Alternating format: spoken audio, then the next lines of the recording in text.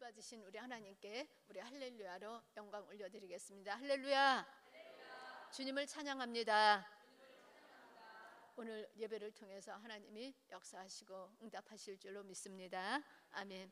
오늘은 잠언 4장 7절 말씀을 가지고 지혜를 얻으라, 이런 제목으로 하나님의 말씀을 전해드리겠습니다. 본문 말씀 잠언서 4장 7절 말씀을 함께 읽겠습니다. 본문 말씀 잠언 4장 7절 함께 읽겠습니다. 지혜가 제일이니 지혜를 얻으라. 내가 얻은 것을 가지고 명철을 얻을지니라. 아멘.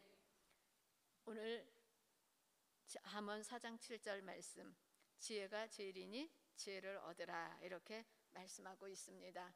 하나님께서는 하나님의 백성들이 모두 다 지혜롭기를 원하십니다. 그래서 오늘도 또 하나님께서 우리에게 주시는 말씀이 지혜를 얻으라고 말씀을 하셨습니다. 지혜가 제일이라는 말은 지혜를 우선적으로 구해서 얻으라는 말씀입니다. 하나님의 자녀들은 하나님 앞에 지혜를 우선적으로 구해서 지혜롭게 달라고 말씀하신 겁니다. 또 제일이라는 말은 제일 좋은 것이라는 뜻입니다. 하나님께서는 지혜가 제일 좋은 것이니 지혜를 얻도록 하라고 말씀하셨습니다. 우리에게 꼭 필요한 것이 지혜이기 때문에 네가 가진 것을 가지고 그것을 지불해서 명철을 얻으라고 말씀하셨습니다. 이 말씀은 우리가 무엇을 가지고 있든지 간에 우리가 가지고 있는 것을 가지고 값을 지불하고 지혜를 얻도록 하라고 말씀하셨습니다. 우리가 돈을 주고라도 지혜를 살 수 있으면 사라는 말씀입니다. 지혜는 이렇게 값어치가 있기 때문에 우리의 있는 것을 들여서라도 살만하다고 말씀을 하신 겁니다. 그만큼 지혜가 중요하다는 것을 강조하고 있습니다. 하나님께서는 참 지혜를 좋아하십니다. 하나님이 지혜이시기 때문에 지혜를 좋아하신 겁니다. 그래서 하나님은 천지 만물을 만드실 때도 지혜로 천지 만물을 만드시고 또 말씀으로 천지 만물을 만드셨다고 하셨습니다. 모든 지혜에는 근본이 하나님께로부터 시작이 됩니다. 그래서 지혜는 아주 놀라운 의미와 뜻을 가지고 있습니다. 지혜는 분별력과 판단력이 지혜입니다. 그래서 누구든지 분별할 수 있고 판단을 잘하려면 지혜가 있어야 하는 것입니다. 그래서 지혜를 가장 좋아하는 사람이 있었습니다. 솔로몬입니다. 솔로몬이 왕이 되었을 때 하나님께 기도했습니다. 하나님, 지혜로운 마음을 주셔서 백성들의 옳고 그름을 분별할 수 있도록 해달라고 하나님께 지혜를 구했습니다. 하나님께서는 그 솔로몬의 그 기도를 기뻐하셔서 솔로몬 왕에게 지혜와 총명을 하나님이 주셨습니다. 그래서 지혜는 옳고 그름을 판단하는 데 꼭 필요한 것이 지혜입니다. 이 세상에서 어떤 일을 하든지 판단을 잘해야 합니다. 공부할 때도 판단을 잘하는 사람이 공부를 잘합니다. 돈을 벌 때도 판단을 잘하는 사람이 돈을 잘 법니다. 그래서 지혜는 판단력이라고 말을 하는 것입니다. 또 지혜는 여러 현상이나 문제의 근본을 아는 것이 지혜입니다. 지혜로운 사람은 원리를 압니다. 특별히 지식이 많아도 원리적인 면을 모르는 사람들은 지혜롭지 못하기 때문에 그 지식을 잘 활용할 수가 없습니다. 그래서 우리가 지식이 없다 할지라도 지혜로운 사람은 원리적인 면으로 파고 들어가기 때문에 쉽게 문제를 해결할 수 있습니다. 그래서 지혜는 문제 해결의 능력이 지혜라는 것을 알 수가 있습니다. 또 지혜는 유익한 결과를 가져올 때 지혜라고 부릅니다.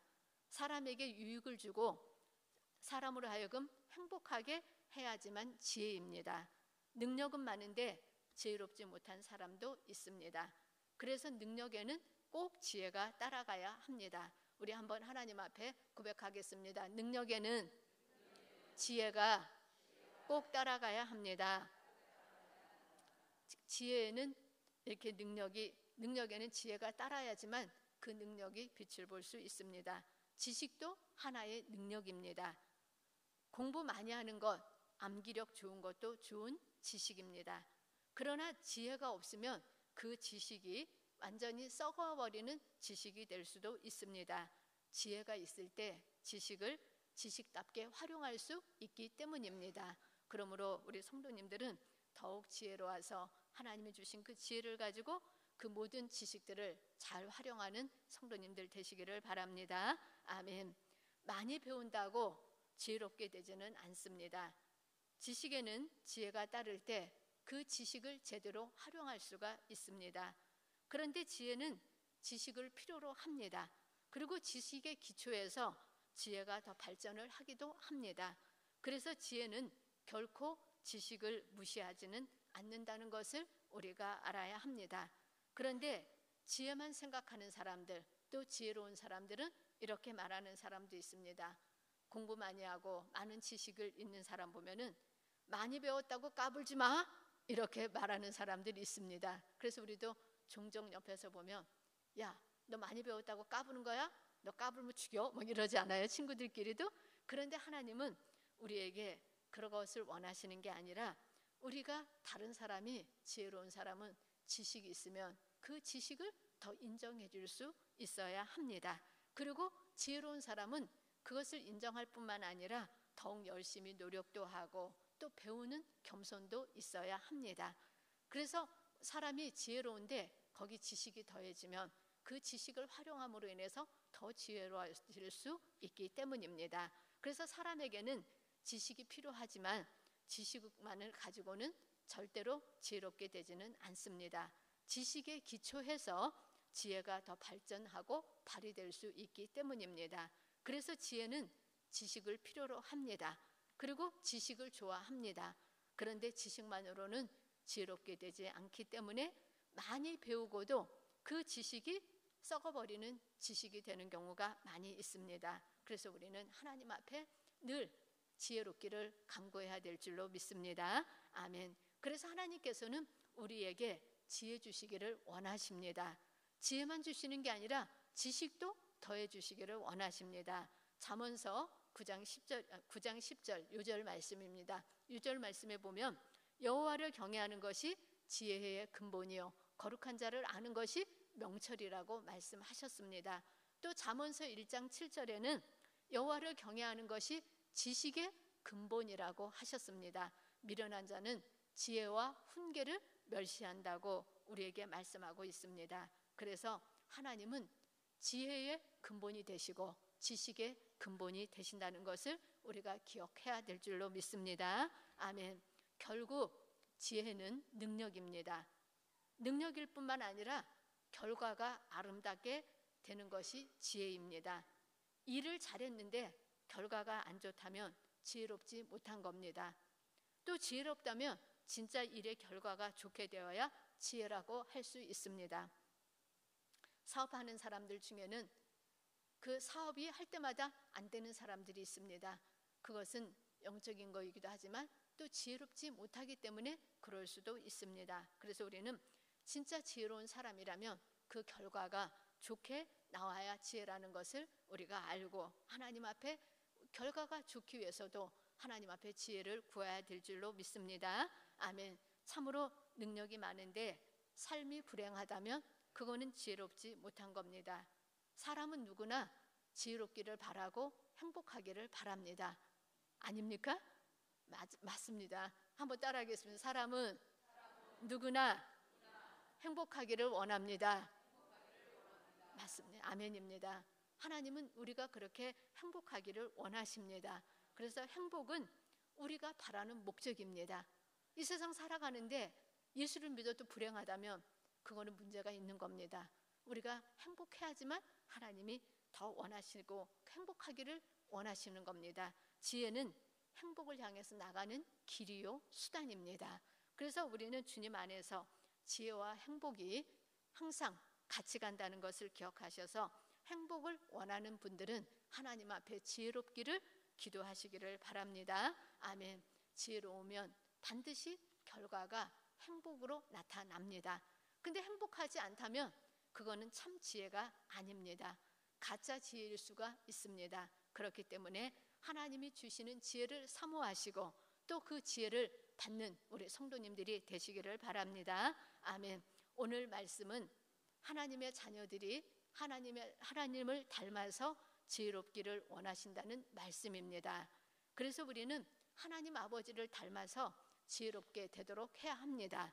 그래서 오늘은 지혜롭게 되는 방법이 무엇인지 지혜를 얻는 귀중한 방법을 말씀드리겠습니다. 지혜를 얻는 방법 첫 번째입니다. 여호와를 경외하는 겁니다. 오늘 요절 말씀이 그 말씀입니다. 잠언서 9장 10절 말씀, 우리 요절 말씀 다시 한번 읽겠습니다. 여호와를 경외하는 것이 지혜의 근본이요 거룩한 자를 아는 것이 명철이니라. 아멘. 여호와를 경외하는 것이나 거룩한 자를 아는 것은 똑같은 말입니다. 여호와를 경외하는 사람이 하나님을 아는 사람입니다. 하나님을 아는 사람은 하나님을 경외하지 않을 수 없습니다. 하나님을 아는 사람은 하나님을 경외하는 사람이라고 말을 하고 있습니다. 하나님을 경외한다는 말은 두렵다는 말입니다. 우리가 하나님을 경외하면 두려워합니다. 근데 어떤 사람은 그럽니다. 하나님이 계시면 내 손가락에 장을 지져 하는 사람도 있습니다. 하나님이 무서운 줄을 몰라서 그렇게 말하는 겁니다. 하나님은 우리가 경외해야 될 대상이고 두려워해야 할 대상입니다. 그래서 마치 자녀가 좋은 아버지를 생각할 때 아버지가 좋기도 하고 무섭기도 하지 않습니까? 그게 바로 경외하는 겁니다. 그런데 아버지가 좋은데 아버지를 무시한다면 그건 아버지를 존경하는 게 아닙니다. 하나님은 마음으로부터 우리가 두려워하기를 원하십니다. 그리고 동시에 하나님을 사랑하고 존경하는 마음을 경외라고 할 수 있습니다. 그래서 하나님을 우리가 정말 경외한다는 것은 하나님이 좋으면서도 한편으로는 우리가 하나님 뜻대로 안 하면 하나님께 혼날 수도 있지, 그렇게 생각하는 게 하나님을 경외하는 겁니다. 하나님을 두려워하면서 사랑하는 마음을 경외라고 말을 합니다. 이 두 가지를 합하면 존경합니다입니다. 따라하겠습니다. 존경합니다. 맞습니다. 사람은 이 세상에서 살아가면서 누군가는 존경하는 것이 필요합니다. 근데 이 세상에는 존경할 사람이 없다고 말하는 사람도 있습니다. 없어도 괜찮습니다. 그런데 한 분은 존경해야 됩니다. 누구입니까? 하나님이십니다. 우리가 이 세상에는 정말로 존경할 사람이 하나도 없다 할지라도 하나님만은 우리가 존경하고 살아야 하는 것입니다. 그래서 우리는 늘 고백해야 됩니다. 어떻게 고백해야 될까요? 하나님 존경합니다. 하나님 경외하고 사랑합니다. 이렇게 우리가 하나님 앞에 고백을 해야 되는 겁니다. 그래서 오늘 예배드리시는 우리 성도님들은 늘 주님 앞에 주님 내가 존경합니다. 주님 사랑하고 경외합니다. 이런 고백을 하게 되시기를 바랍니다. 아멘. 하나님을 경외하고 사랑하는 그 마음이 있으면 이제는 행동이 나타나게 됩니다. 행동으로 나타나지 않는 것은 마음뿐이거나 말일 뿐입니다. 그런데 존경하면 존경하는 행동이 따르게 되어 있습니다. 하나님을 경외하고 존경하면 어떻게 나타나느냐? 섬김으로 나타납니다. 한번 따라하겠습니다. 섬김으로 나타납니다. 하나님을 섬기는 구체적인 방법이 예배입니다. 그래서 오늘 우리 성도님들도 주님을 섬기는기 때문에 이 자리에 나와서 예배드리고 있는 겁니다. 그래서 우리가 예배드리면 하나님이 그 예배를 받으십니다. 그래서 예배드리는 것은 하나님을 섬기는 것이고 하나님을 존경하는 겁니다. 그리고 우리가 예배드릴 때 하나님 앞에서 우리의 옷깃을 여미고 두려워하는 마음으로 하나님 앞에 예배하는 것, 이게 바로 하나님을 존경하는 것입니다. 그래서 지금 예배드리고 있는 우리 모든 성도님들도 그렇게 하나님 앞에 옷깃을 여미고 주님 사랑하는 마음, 존경하는 마음으로 예배를 드리고 있는 줄로 믿습니다. 아멘. 예배 드릴 때는 섬기기 때문에 하나님께 드려야 합니다. 하나님 앞에 희생이 따라야지만 예배입니다. 그래서 우리는 하나님 앞에 어떤 희생을 드립니까? 우리의 몸을 지금 드리고 있습니다. 시간을 드리면 몸을 드리는 것입니다. 시간을 안 드리는 사람은 절대로 몸을 드리는 것이 아닙니다. 저 주님 사랑합니다 하면서 내 와서 예배 드리라고 하면 가기 싫은데요? 그렇게 한다면 그거는 하나님 앞에 몸을 드리는 게 아닙니다.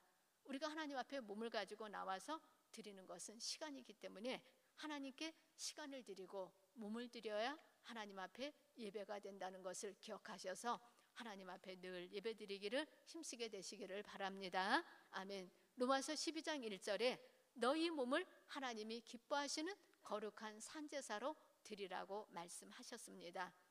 이것은 너희들이 드려야 할 영적 예배, 합당한 예배라고 말씀을 하신 겁니다. 그래서 예배드리는 우리 성도님들은 하나님 앞에 몸을 드리는데 지금 우리가 드리는 이 몸, 거룩한 산 예배를 드리고 있는 것입니다. 그래서 하나님은 예배드리는 사람에게 복을 주십니다. 그래서 오늘 말씀은 그겁니다. 하나님을 경외하는 사람들은 예배드리는 사람들인데, 예배드리는 하나님의 자녀들은 예배드릴 때 하나님께서 내게 무슨 말씀을 주실지, 나에게 어떤 말씀을 주실 것인가를 관심을 갖고 예배드리라고 말씀하십니다. 말씀을 듣는데도 그냥 멍 때리고 앉아 있으면 그거는 아무 소용이 없습니다. 그런데 말씀을 듣기를 원하고 기대하고 나와야 합니다. 오늘은 하나님이 나에게 무슨 말씀을 주실까? 나에게 어떤 응답을 주실까? 나에게 어떻게 하나님이 좋은 것을 주실까? 기대하고 나와야지만 기대하는 사람들이 그 말씀을 통해서 응답을 받을 수 있습니다. 그래서 예전에 우리 성도님 중에 지금 천국 가셨는데 그분은 항상 교회 오시면 그런 얘기를 하세요. 저는 오늘도 기대하고 왔어요. 하나님이 나를 어떻게 치료해 주시고 또 나에게 어떤 말씀을 주실지 기대가 됩니다. 그래서 그분은 오시면 항상 그 얘기를 해요. 오늘도요, 하나님이 나에게 말씀 주실 걸 기대하고 왔어요. 그런데 그분은 그냥 말씀을 통해서 예배 시간에 응답을 잘 받습니다. 그래서 가면은 항상 그런 얘기를 하세요. 말씀 들었는데요, 하나님이 이렇게 치료해 주셨어요. 그렇게 간증을 하시는 성도님이 계셨습니다. 그 얘기가 맞는 겁니다. 그래서 우리는 예배 드리러 올 때 그냥 가방 들고 달랑달랑 오지 마시고, 하나님, 나 이런 문제 있는데 해결받고 싶은데요, 오늘 말씀 주세요. 또 말씀을 통해서 깨닫게 해주세요.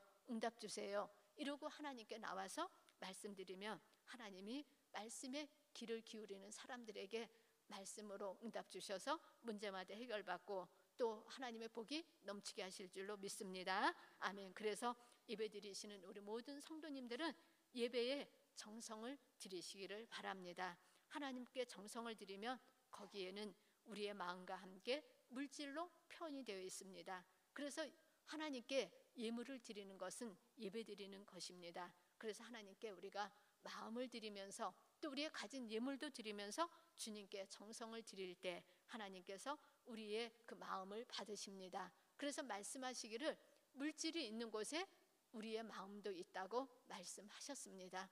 주님 앞에 예배 드리면서 하나님 감사합니다, 그리고 맨입으로 가면 안 됩니다. 가끔가다 우리 청년들 중에 가끔 보면은 간혹 한 분씩 예배 드리고 헌금을 안 하는 분이 계세요.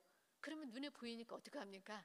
가가지고 하나님께 예물 드려요. 그러면 네, 그래요. 그러면서 하는 얘기가, 아니 본인은 커피집에 가서 몇천 원 주고 커피 마시잖아. 근데 하나님께 일주일에 한 번 와서 예물 드리는데 못 드린다는 건 말이 안 되지. 그러면 알았습니다, 그래요.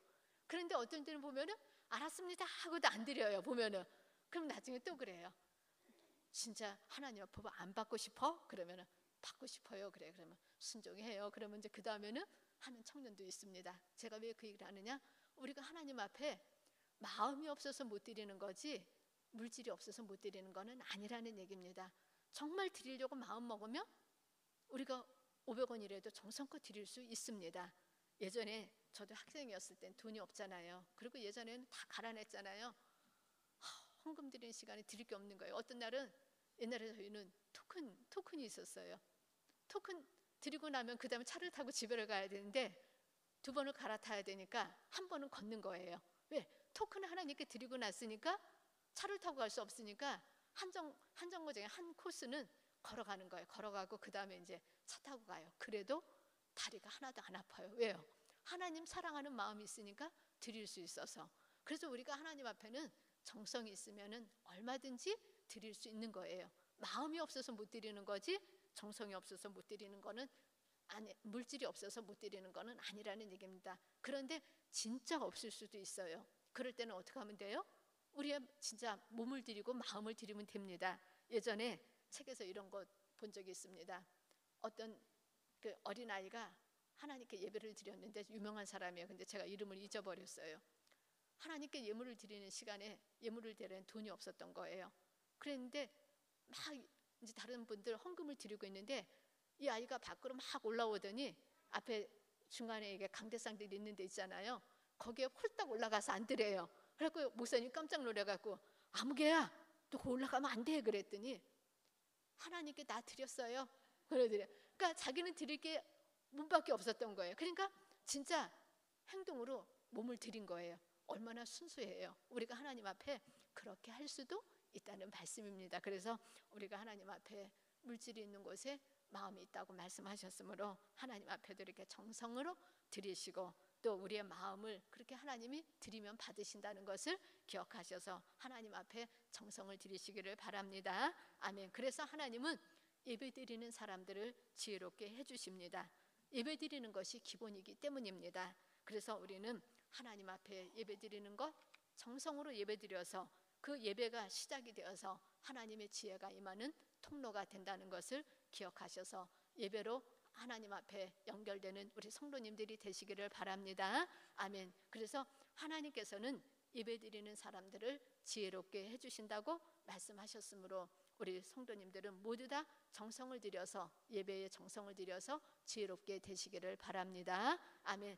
두 번째 지혜를 얻는 방법입니다. 하나님의 말씀을 읽는 겁니다. 시편 19편 7절 말씀을 함께 읽겠습니다. 시편 19편 7절 말씀입니다. 7절 말씀 함께 읽겠습니다. 여호와의 율법은 완전하여 영혼을 소생케 하고 여호와의 증거는 확실하여 우둔한 자로 지혜롭게 하며. 아멘. 하나님의 말씀은 우둔한 자를 지혜롭게 한다고 말씀하셨습니다. 하나님의 말씀이 바로 지혜라는 것을 표현하고 있는 겁니다. 하나님의 지혜가 우리에게 전달하게 되면 그 전달하는 방법이 말씀입니다. 그래서 말씀을 우리가 어떻게 하면은 읽으면은 지혜롭게 되는 겁니다. 그런데 말씀 읽으라 그랬더니 성경책만 가지고 다니는 사람도 있습니다. 성경책 가지고 다닌다고 해서 절대로 지혜롭게 되지는 않습니다. 말씀이 내 안에 들어와야 되고, 또 그 말씀을 우리가 읽어서 이해가 됐을 때 지혜가 되는 것입니다. 그렇기 때문에 성경 말씀이 모든 사람에게는 다 필요한 것입니다. 예수 안 믿는 사람도요, 당연한 겁니다. 예수 안 믿는 사람도 하나님 말씀을 읽으면 하나님이 지혜롭게 해주십니다. 그 중에서도 진짜 지혜가 필요한 사람이 있습니다. 누구이겠습니까? 대한민국에서 제일 지혜가 필요한 사람 누구일까요? 대통령이에요. 개인이 지혜로우면 그 가정에 있는 가족들이 영향을 받습니다. 그런데 대통령이 지혜로우면 온 국민이 대통령의 영향을 받습니다. 우리가 눈으로도 잘 보고 있지 않습니까? 대통령이 어떠냐에 따라서 그 나라 국민들이 그거를 닮아간다는 얘기입니다. 그래서 대통령은 진짜로 지혜로워야 합니다. 그래서 하나님께서는 성경 말씀에 왕이 된 사람들에게 하신 말씀이 있습니다. 무슨 말씀이냐면 신명기 17장 18절에서 19절 말씀입니다. 왕들이 어떻게 해야 지혜로운지 우리 말씀 18절 읽겠습니다. 그가 왕위에 오르거든 이 율법서의 등사본을 레위 사람 제사장 앞에서 책에 기록하여 평생에 자기 앞에 두고 읽어 경외하기를 배우며 이 율법의 모든 말과 이 규례를 지켜 행할 것이니라. 아멘. 여기 보니까 왕위에 오르거든, 이 말은 뭐예요? 왕이 되면 그 왕은 당연히 어떻게 하라 그랬어요? 율법서의 등사본. 이거는 뭐냐면 등사본이라는 얘기는 옛날에는 인쇄술이 발달하지 않았기 때문에 손으로 다 뺏겼었어요. 그래서 이거를 뺏겨 쓴 거예요. 성경책이 귀하니까 제사장들만 갖고 있으니까 그거는 왕이 되면 그 말씀을 다 뺏겨 쓴 것을 그 다음에 자기 옆에다가 두라고 말씀하셨습니다. 그래서 복사한 말씀을 평생 어떻게 하라고 그랬어요? 왕의 옆에 두고 어떻게 하라고 그랬어요? 읽으라고 말씀하셨습니다. 그래서 하나님의 말씀을 읽어야 지혜로워지는 겁니다. 그래서 왕은 하나님의 말씀을 잘 읽어야 됩니다. 그리고 그 말씀 이어서 말씀하시기를 읽을 뿐만 아니라 그 다음에 읽어서 무엇을 하라 그랬어요?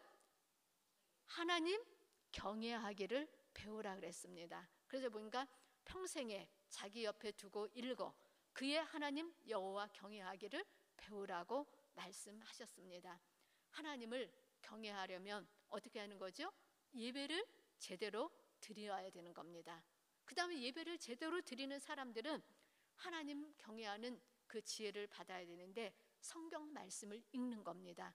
예배 드리면서도 성경 말씀 안 읽으면 안 됩니다. 그래서 성경을 읽어야지만 왕이 지혜로워지는데 이거는 특별히 왕에게 얘기하는 거고 왕뿐만 아니라 이 세상에 있는 모든 사람들은 하나님의 말씀을 읽어서 하나님 경외하는 것을 배울 때 지혜롭게 된다고 말씀하셨으므로 우리는 하나님 경외하는 것을 배운 사람들은 주의 말씀을 읽어서 더욱 그 말씀대로 행하여 지혜롭게 되는 성도님들이 되시기를 바랍니다. 아멘. 자, 그러면 대통령만 하나님 말씀 읽어야 되나요? 아니요. 그럼 우리들은 종인가요? 아니요. 우리들도 왕입니다. 아유, 교구자님, 우리가 왕이라니요?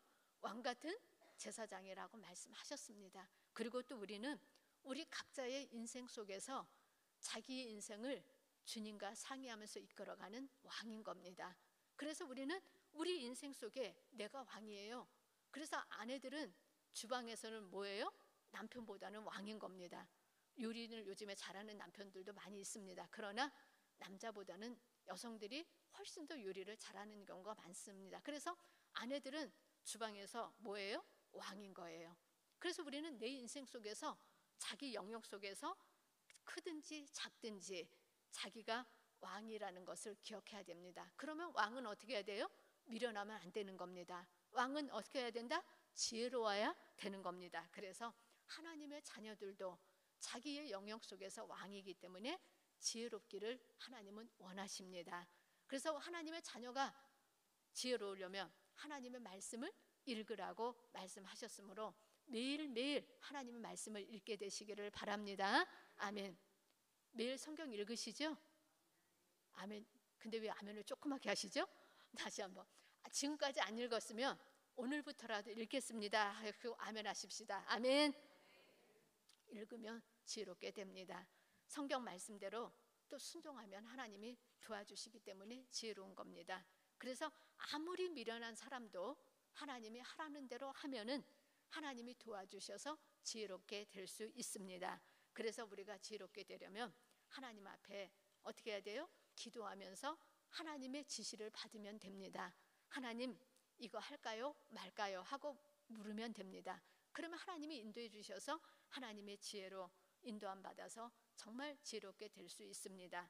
그래서 기도할 때마다 하나님께서는 우리에게 지혜로 우리에게 깨닫게 해주시고 양심으로 느끼고 알 수 있도록 하나님이 인도해 주십니다.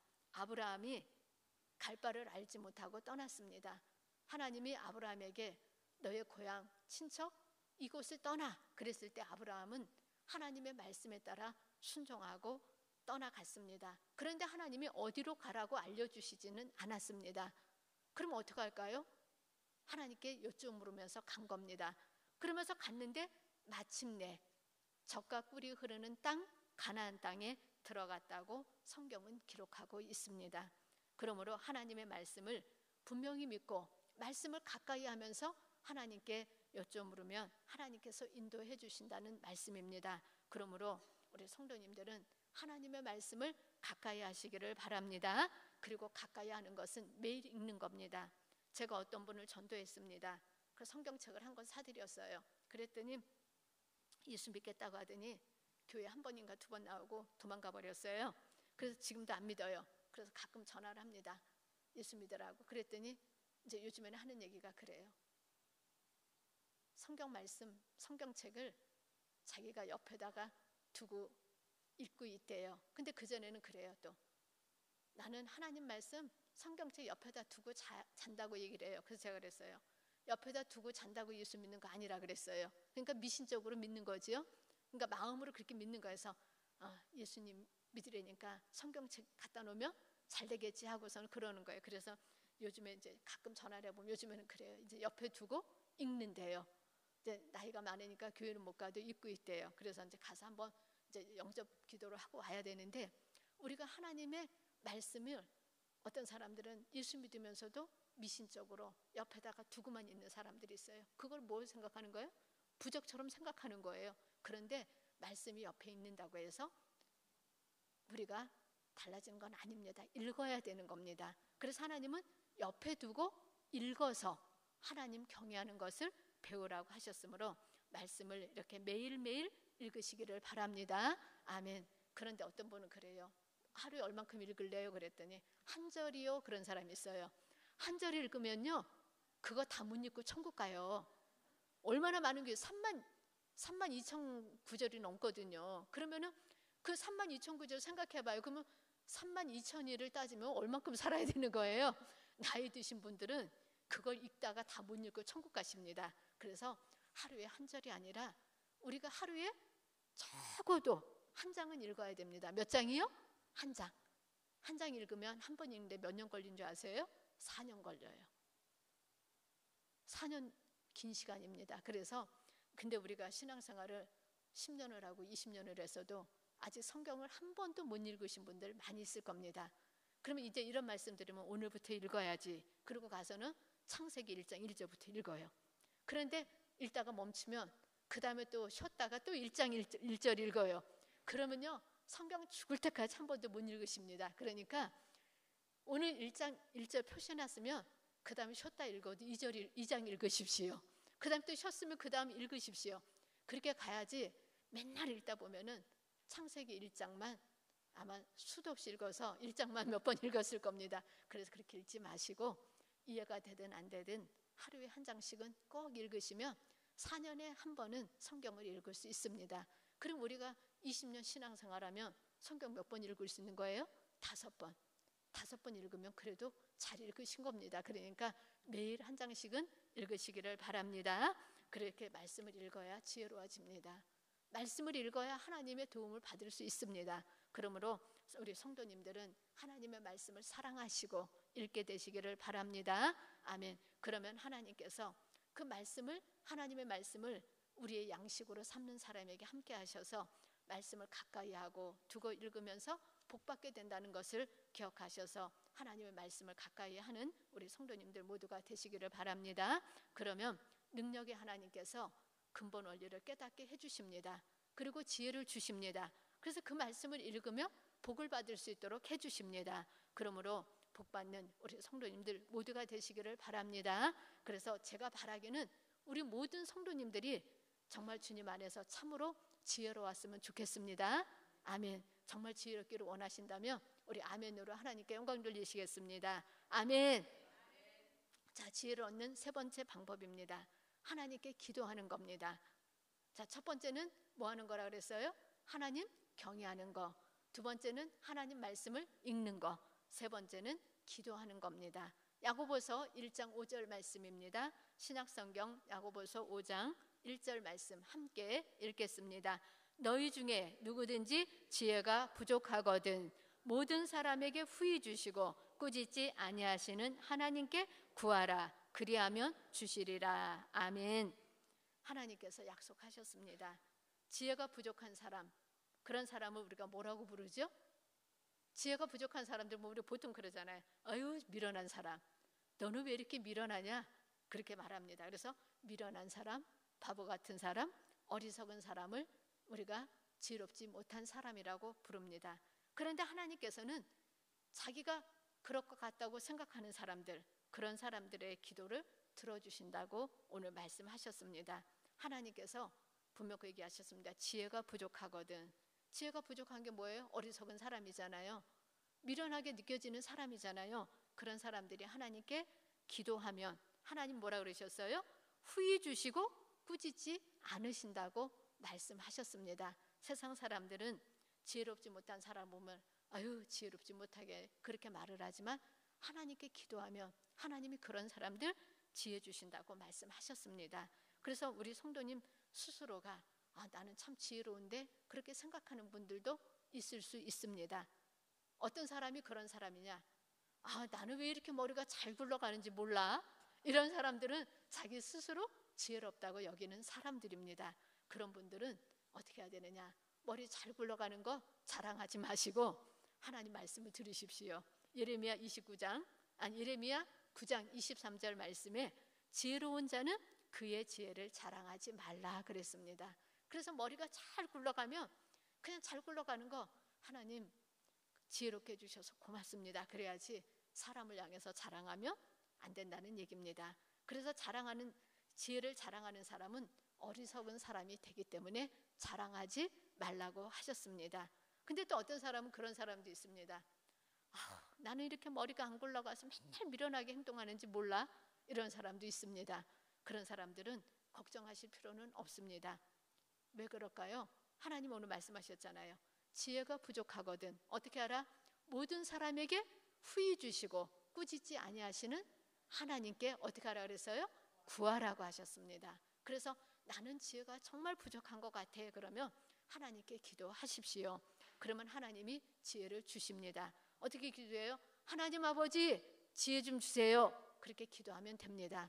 저도 그런 기도를 참 많이 합니다. 그래서 어떨 때는 뭐 하다 안 되면은 그렇게 기도합니다. 하나님 저 지혜 좀 주세요. 정말 지혜 좀 주세요. 그렇게 기도합니다. 그래서 안 되면 나 혼자 기도해요. 머리에 손 얹어요. 믿는 자가 믿는 자에게 손을 얹는 게 낫겠다고 했는데 하나님 미련한 거 벗겨지게 하시고 지혜롭게 주시옵소서. 그러고 해요. 그러면 하나님이 도와주십니다. 그래서 우리가 하나님 말씀에 순종하면 하나님이 그렇게 해주십니다. 그러므로 이게 미련 방탱이 그러지 마시고 하나님께 기도해서 지혜롭게 되시기를 바랍니다. 아멘. 그래서 하나님 앞에 이렇게 기도하면 하나님이 우리한테 지혜롭게 해주시고, 기도할 때도 기도가 잘 안 되면 기도하십시오. 하나님 기도해야 되는데 기도가 잘 안 되네요. 기도 잘할 수 있도록 지혜 좀 주세요 하고 기도하면 하나님이 우리에게 그 지혜로운 생각을 주셔서 하나님과 깊은 교제를 할 수 있도록 도와주십니다. 그래서 기도에 이렇게 시간을 들여서 지혜롭게 되시기를 바랍니다. 아멘. 그래서 우리는 어떤 일이든지 하나님 앞에서 우리가 어떻게 해야 되느냐, 하나님 어떻게 해야 지혜로운 건지 하고 물으십시오. 진짜 물어야 됩니다. 왜 물어야 될까요? 하나님의 도우심을 받아야 되기 때문에 묻는 겁니다. 그러면 하나님은 능력이 있으셔서 그 능력으로 우리를 도와주십니다. 능력으로 도와주시는데 하나님은 그 능력을 친히 역사하시기보다는 우리에게 지혜를 주셔서 그 지혜로운 생각을 가지고 행할 수 있도록 도와주시는 것입니다. 그래서 지혜롭게 되는 방법이 빌립보서 4장 6절 7절에 나와 있습니다. 우리 빌립보서 4장 6절 7절 말씀 6절부터 함께 읽겠습니다. 아무것도 염려하지 말고 다만 모든 일에 기도와 간구로 너희 구할 것을 감사함으로 하나님께 아뢰라. 그리하면 모든 지각에 뛰어난 하나님의 평강이 그리스도 예수 안에서 너희 마음과 생각을 지키시리라. 아멘. 아무것도 염려하지 말고 다만 모든 일에 어떻게 하라 그랬어요? 기도와 간구로 너희 구할 것을 감사함으로 하나님께 아뢰라고 그랬습니다. 아랜다는 것은 알려드린다는 말씀입니다. 하나님께 알려드리는 겁니다. 어떻게 알려드릴까요? 하나님 나 이런 문제 있습니다. 하나님 나 이런 거 해결받길 원합니다. 그래서 알려드리고 싶은 것 이것저것 다 말씀드리면 모든 지각에 뛰어난 하나님께서 지혜로운 생각으로 우리들에게 가득히 채워주셔서 일처리를 잘하게 해주십니다. 그래서 하나님 앞에 지혜를 구해야 되는 겁니다. 아무리 머리가 좋아도요, 마음에 평안함이 없으면 잘못 선택을 하게 됩니다. 그래서 하나님 앞에서 평안함이 우리 기도응답으로 임하게 되고 또 평안하게 돼야지만 머리가 잘 굴러갑니다. 우리도 갑자기 어떤 일이 생기면 당황하잖아요. 그리고 일을 지혜롭게 처리를 못합니다. 그럴 때 기도하는 겁니다. 하나님 너무 불안해요. 어떻게 해야 되죠? 평안함 주세요. 이렇게 기도하게 되면 하나님께서 우리의 마음을 평안하게 해주셔서 그 모든 일들을 잘 처리할 수 있는 지혜를 허락하신다는 것을 기억하셔서 오늘 말씀처럼 모든 지각 위에, 지각이라는 얘기는 지혜로운 생각입니다. 하나님께서는 우리에게 지혜로운 생각을 주시면서 마음의 평강을 주십니다. 그리고 우리의 마음은 평안하게 하시고 또 우리의 생각은 지혜롭게 하셔서 그 일처리들이 잘 되도록 도와주신다고 말씀하셨으므로 하나님의 지혜로운 생각이 충만하여서 어떤 일을 하든지 간에 지혜롭게 선택하고 결정할 수 있는 우리 성도님들이 되시기를 바랍니다. 아멘. 그러므로 우리 성도님들은 모두 한 분도 빠짐없이 지혜롭게 되셨으면 좋겠습니다. 아멘입니다. 그리고 우리 학생들은 어떻게 해야 될까요?